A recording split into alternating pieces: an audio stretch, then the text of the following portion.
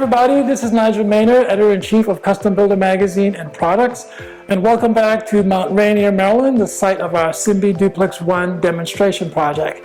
Today at SYMBI, we're going to be talking HVAC. Nicole and Matt, the builders, chose Mitsubishi products. On the first two floors, they're using a ductless system, and on the top two floors, they're using a ducted system. It looks similar to a typical ducted system, but there are some differences. So today, we're gonna sit in on Nicole talking to Chad Gillespie from Mitsubishi and see how the system works, what are the decision-making that went into it, and to see what are the benefits for the home buyer as well as for the builders. So let's go and listen in.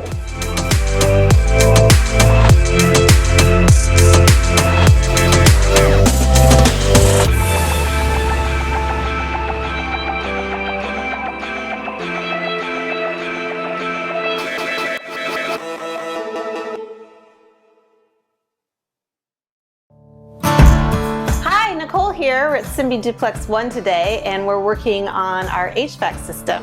We're up here on the third floor in the mechanical room, and this is going to be our ducted system that's going to serve the second and third floor. And Chad Gillespie is here with me from Mitsubishi. Chad, thank you for joining us. Sure. Can you tell us a little bit about this fabulous Mitsubishi ducted system that we're going to install? Yeah, absolutely. So when you look at this product, if you look at it and think, okay, well, it kind of looks like a normal HVAC system you might see in your house. And as this configuration is, it's tall, it's what we call a multi-position air handler. It is very similar.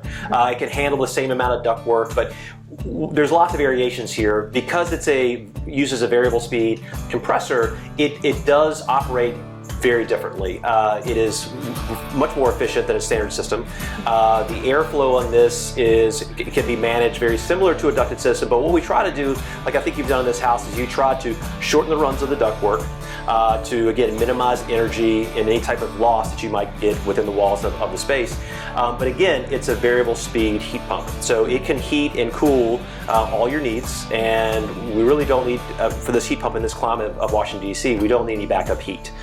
It can heat in a hyperheat configuration down to negative 13 degrees and still put out heat. Whereas a traditional heat pump would really lose its ability to heat at about 47 degrees. So this heat pump and all of ours, you get a lot of hot heat. So when people think about heat pumps, they're like, well, I really felt that cool air and I didn't like that. With our heat pumps, you can get discharge temperatures of up to 135 to 140 degrees. So they definitely will be hot. That's wonderful. Yeah. And we decided to marry this system with the April Hair Whole House Dehumidifier. Talk about why that sort of partnership works for a house like this. It is a very good choice to put it in a whole home dehu. A dehumidifier is very important. Obviously, you know, as a builder, with a really tight house, you try to keep all the air in, and you want to expel the air you don't want from your bathrooms or your cooking areas. So what happens is when you bring in fresh air, especially in the summer, a lot of that humidity comes with it. So now, where air conditioners used to do a lot of the load of removing moisture because they were so big for a house this size, they're no longer that big. They don't need to be. Yeah. So their ability to remove moisture has been reduced. Right. And that's why you have this April air. So now you can filter air coming in and then dehumidify it so you have no moisture issues. And for a house like this, you get optimal air quality. And circulate it throughout the house. Absolutely. So that's the cool thing, that you've tied it in, and we recommend that. With ductwork, you can do it either way. So you can run a dehumidifier with its own standalone ductwork or tie it into the ductwork system here. So this helps manage moving the air around the house to keep it nice and dry. It's going to be so comfortable in this house, year-round, really. Yes. So Chad, tell us a little bit more about why the Mitsubishi system is even more energy efficient, especially in different temperatures. Sure. So when we talked about it being variable speed, that compressor outside is really what does most of we call the magic.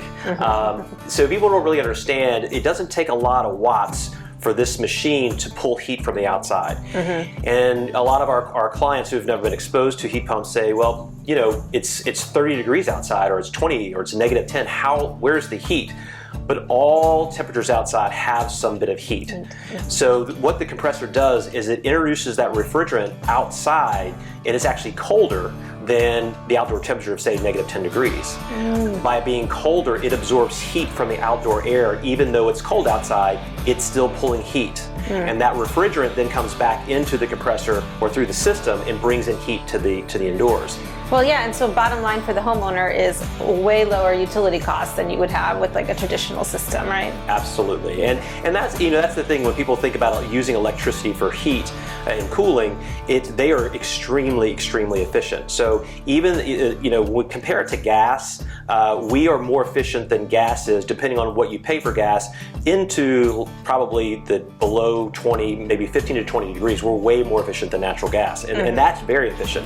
So we have this really great heat source in this heat pump that's also really great for the environment. And again, as the grid we become more renewable, this becomes a great solution for homeowners.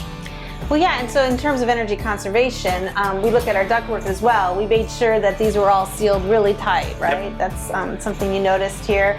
And we did, the duct leakage test. We have a very small, like less than 4% CFMs duct leakage. So that all helps the system as well too, right? Sure, absolutely. And that's a big thing. Again, when you have a really high performance house like this, you really want to make sure your mechanicals are spot on.